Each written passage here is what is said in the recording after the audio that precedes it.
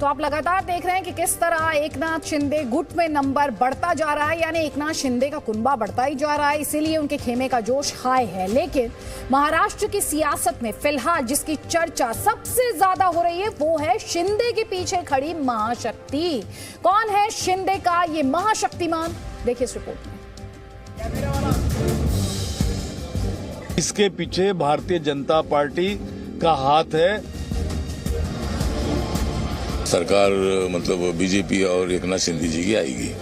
हे काय सुख दुःख आहे हे आपल्या सगळ्यांचं एक आहे। बागी विधायक एकनाथ शिंदे को उद्धव ठाकरे कैंप डरा रहा है, चेतावनी दे रहा है, चैलेंज कर रहा है। लेकिन शिंदे हैं कि टस से मस नहीं हो रहे। उद्धव कैंप की चुनौती का जवाब देते हुए शिंदे कह रहे हैं कि वो डरने वाले नहीं हैं, क्योंकि लोकतंत्र में संख्या बल ही सर्वोच्च होता है और वो उनके साथ है। शिंदे के इस कॉन्फिडेंस की वजह क्या है, सुनिए। ते नॅशनल पार्टी आहे, ते महाशक्ती आहे, ज्यांनी अख्ख्या पाकिस्तान म्हणजे काय परिस्थिती होती माहित नाही। तर याच्यामध्ये त्यांनी मला सांगितलेलं आहे, तुम्ही जो हा निर्णय घेतलेला आहे हा देशातला त्याच्या मागे आमची पुरी शक्ती आहे। कुठेही काही लागलं तर कधीही कमी पडणार नाही याची प्रचिती आपल्याला जेव्हा जेव्हा आवश्यकता भासेल तेव्हा तेव्हा सगळ्यांना येईल। आखिर शिंदे किस महाशक्ति और राष्ट्रीय पार्टी की बात कर रहे हैं जिसने उन्हें हर संभव मदद का भरोसा दिया है? कांग्रेस और एनसीपी की माने तो शिंदे जिस महाशक्ति की बात कर रहे हैं वो बीजेपी ही है। दोनों ही पार्टियां आरोप लगा रही हैं कि बीजेपी ही महाराष्ट्र में सरकार गिराने की साजिश कर रही है। और जो मैंने कहा कि बीजेपी के पास 3 कार्यकर्ता जो है देश में आज काम कर रहे हैं, वो एक इनकम टैक्स, एक ईडी और एक सीबीआई, और इस तरह की अस्थिरता जो महाराष्ट्र में बना के बीजेपी ने इन 3 कार्यकर्ता की वजह से बना के रखी है, उसका भुगतना बीजेपी को ही पड़ेगा। ये भारतीय जनता पार्टी की सत्ता की भूख नहीं है तो क्या है कि हर स्टेट के अंदर विपक्ष की सरकार को गिरा दिया जाए।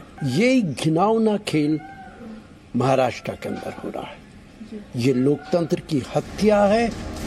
एकनाथ शिंदे दावा कर रहे हैं कि उन्हें ऐसे नेशनल पार्टी का सपोर्ट है जिसने पाकिस्तान को सबक सिखाया था।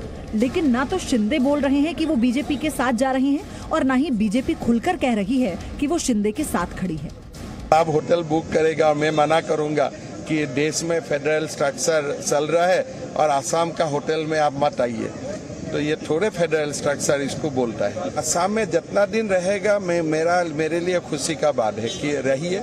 मैं तो सबको बुलाता हूँ, सब आइए असम। अब डमी कार पर डायलिसिस की सरकार चलाने की कोशिश कर रहे थे लोग। कितने दिन डायलिसिस पे सरकार चलती है? जनादेश का अपहरण तो आप कर सकते हैं, लेकिन जनादेश से जो है वो सरकार नहीं चला सकते आप, क्योंकि जनादेश आपके पास था नहीं। महाराष्ट्र बीजेपी के नेता कह रहे हैं कि उद्धव की सरकार जानी तय है, लेकिन अगली सरकार किसकी होगी पता नहीं। इस बीच बीजेपी नेता प्रवीण दरेकर ने राज्य के राज्यपाल भगत सिंह कोश्यारी को पत्र लिखकर राजनीतिक हालात में हस्तक्षेप करने की मांग की है। लेकिन सबसे बड़ा सवाल ये है कि क्या बीजेपी के सहारे शिंदे सीएम की कुर्सी तक पहुंच पाएंगे? पहली बात, महाराष्ट्र में शिवसेना बीजेपी गठबंधन सीएम पद की कुर्सी को लेकर ही टूटा था। दूसरी बात, बीजेपी के पास फडणवीस जैसे दिग्गज नेता हैं। जानकारों की माने तो ऐसे में बीजेपी शिंदे को सीएम बनाएगी, ये संभावना कम ही दिखती है।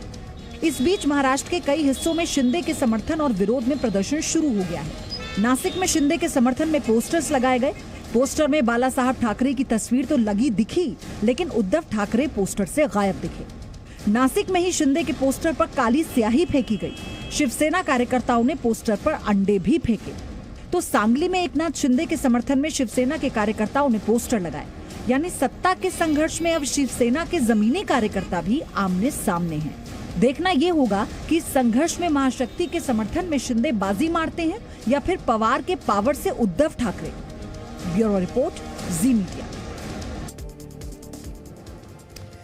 हम आपको जी न्यूज पर लगातार दिखा रहे हैं कि कैसे एकनाथ शिंदे की बगावत के बाद महाराष्ट्र की महाविकास आघाड़ी की सरकार मुश्किल में। शिंदे की चाल से उद्धव ठाकरे और शिवसेना बेहाल नजर आ रहे हैं और बड़ा सवाल यह है कि समर्थक विधायकों के साथ गुवाहाटी में बैठे एकनाथ शिंदे का अगला कदम क्या होगा? एकनाथ शिंदे दिल्ली जाएंगे या फिर मुंबई जाएंगे? एकनाथ शिंदे क्या बाकी बचे शिवसेना विधायकों को भी अपने साथ मिलाने की कोशिश करेंगे? तो क्या हो सकता है एकनाथ शिंदे का प्लान ऑफ एक्शन? इस रिपोर्ट में देखिए।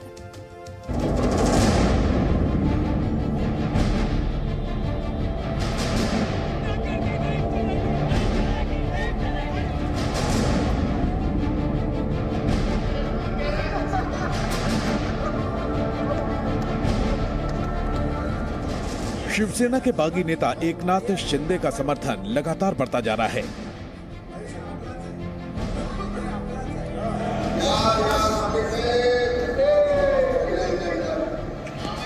आज शिवसेना विधायक दिलीप लांडे भी शिंदे कैंप में शामिल हो गए। दिलीप लांडे जब गुवाहाटी के होटल पहुंचे तो शिंदे समर्थकों का जोश हाई था।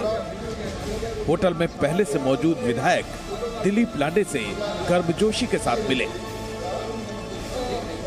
इस दौरान शिंदे समर्थकों का बॉडी लैंग्वेज बता रहा था कि वो कितने कॉन्फिडेंट हैं। दरअसल शिंदे गुट ने शिवसेना के 40 से ज्यादा विधायकों के समर्थन का दावा किया है। एकनाथ शिंदे अपने समर्थक शिवसेना विधायकों की तस्वीरें दुनिया को दिखा चुके हैं। समर्थक शिवसेना विधायकों की तस्वीरें दुनिया को दिखा चुके हैं। कई निर्दलीय विधायक भी उनके साथ हैं। इसीलिए शिवसेना की हर धमकी, हर चुनौती का बागियों पर कोई असर होता नहीं दिख रहा है। इस बीच आज दिन भर एकनाथ शिंदे के अगले कदम पर चर्चाएं होती रहीं। दोपहर करीब 12:30 बजे जब गुवाहाटी के रेडिसन ब्लू होटल से एक गाड़ी बाहर निकली तो अटकलों का बाजार गर्म हो गया। इस गाड़ी में शिवसेना के बागी नेता एकनाथ शिंदे सवार थे। कड़ी सुरक्षा के बीच जब अचानक शिंदे होटल से बाहर निकले तो खबर आई कि वो एयरपोर्ट जा रहे हैं। इसके बाद खबर फैली कि एकनाथ शिंदे मुंबई के लिए फ्लाइट पकड़ रहे हैं। बाद में खबर आई कि वो मां कामाख्या देवी के दर्शन कर रहे हैं। इस बीच खबर फैली कि शिंदे दिल्ली रवाना होने वाले हैं। हालांकि कुछ देर में खबर आ गई कि शिंदे वापस रेडिसन ब्लू होटल लौट गए हैं। बहरहाल विधायकों का जादुई आंकड़ा पूरा होने के बाद शिंदे गुट के अगले कदम का सभी को इंतजार है। माना जा रहा है कि अजय चौधरी को शिवसेना विधायक दल के नेता के रूप में मान्यता देने के डिप्टी स्पीकर के फैसले को अदालत में चुनौती दी जा सकती है। इस बीच शिवसेना ने 16 बागी विधायकों की सदस्यता खत्म करने की भी चिट्ठी डिप्टी स्पीकर को भेजी है।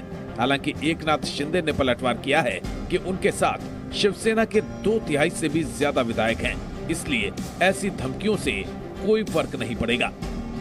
जे आमदार आज एकत्र आलेले आहेत त्यांनी ठरवलेलं आहे अशी एक नोटीस नाही 10 नोटीस आल्या तरी सुद्धा घाबरण्याचं कारण नाही, कारण क्लियर मेजॉरिटी जी आहे आज। इस बीच शिंदे के समर्थक विधायक महेंद्र दलवी ने जी न्यूज से खास बातचीत में 50 विधायकों के समर्थन का दावा किया है। लोग जो स्ट्रेंथ दिखा रहे हैं, अभी कितने विधायक वहां पर शिवसेना के हैं, कोई आंकड़ा आपके पास हो? 8 है निर्दलीय जी और 42 है पार्टी। सबसे बड़ा कारण क्या मानते हैं आप, क्यों आप लोग छोड़कर गए हैं शिवसेना और अपने गढ़ को? ये जो महाआघाड़ी बनी थी 5 राज्य में, एनसीपी के सब बड़े नेता हैं, वो सब पूरा हमारे कॉन्स्टिट्यूशन में, हर कोई कॉन्स्टिट्यूशन में काम करने नहीं देते शिवसेना को। ये हमारा ये था।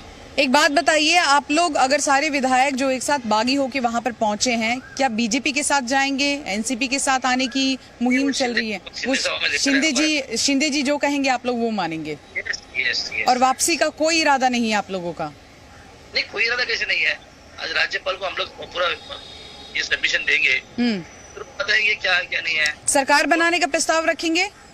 जरूर रखेंगे। उधर महाराष्ट्र विधानसभा में नेता विपक्ष प्रवीण दरेकर ने राज्यपाल भगत सिंह कोश्यारी को पत्र लिखकर राज्य के सियासी संकट में दखल देने की मांग की है। यानी महाराष्ट्र की सियासत में शह मात का खेल तेज हो गया है। एकनाथ शिंदे की बगावत के बाद उद्धव ठाकरे कमजोर पड़ते दिख रहे हैं। हालांकि डिप्टी स्पीकर के जरिए शिवसेना ने बागी विधायकों की सदस्यता खत्म करवाने की चाल चल रही है। अब देखना दिलचस्प होगा कि शिंदे गुट किस तरह इस चाल की काट निकालेगा। ब्यूरो रिपोर्ट, जी मीडिया। तो इन तस्वीरों को देखकर कई लोगों के लिए यकीन करना मुश्किल है कि ये बाला साहेब ठाकरे की शिवसेना है। और बाला साहेब ठाकरे कि सामने अगर ये बगावत हुई होती तो क्या किया होता उन्होंने। जी न्यूज से खास बातचीत की थी 2004 में। सवाल उनसे पूछा गया था। आज उद्धव ठाकरे और शिवसैनिकों को उनका जवाब ध्यान से सुनना चाहिए। पार्टी में इतनी तफावत, इतनी मतभिन्नता, और ऐसे झगड़ते रहेंगे। मैं भी कह सकता हूँ भाई ये चलने वाला है तो दुकान बंद कर दूंगा, मैं दुकान बंद कर दूंगा। मैं कहता हूँ ये मैं मेरी शिवसेना की कांग्रेस नहीं होना दूंगा, नहीं, कभी नहीं। और मुझे जब ये मालूम होगा कि हो रही है तो I will close my shop. अलग नहीं चाहिए। शिवसेना चुनाव नहीं लड़ेगी। जाओ, कहाँ जाएंगे लोग, कहाँ जाएंगे? आज जो मान सम्मान तुम्हें मिल रहा है शिवसेना के नाम पर मिल रहा है, हिंदुत्व के लिए मिल रहा है, भगवा झंडा के लिए मिल रहा है। इससे गद्दारी करना चाहते हैं या कोई मारामारी? नहीं, ये मैं नहीं। मेरे यहाँ लोकशाही नहीं है, लोकतंत्र नहीं है। करना है तो इस ढंग से करो, बस। Order is order. तो हमारे इधर मैंने ये झंझट नहीं रखा है, बिल्कुल नहीं, ना रखूँगा। कुछ मतभेद होते हैं तो आदमी छोड़ देते हैं खुद की पार्टी और उसकी खुद की एक पार्टी निकल जाती है। अभी फैमिली प्लानिंग करना हो तो पॉलिटिकल पार्टीज का करो। पॉलिटिकल पार्टीज बहुत बच्चे हो गए अभी। Presenting B News app available on Google Play and App Store. Download it now.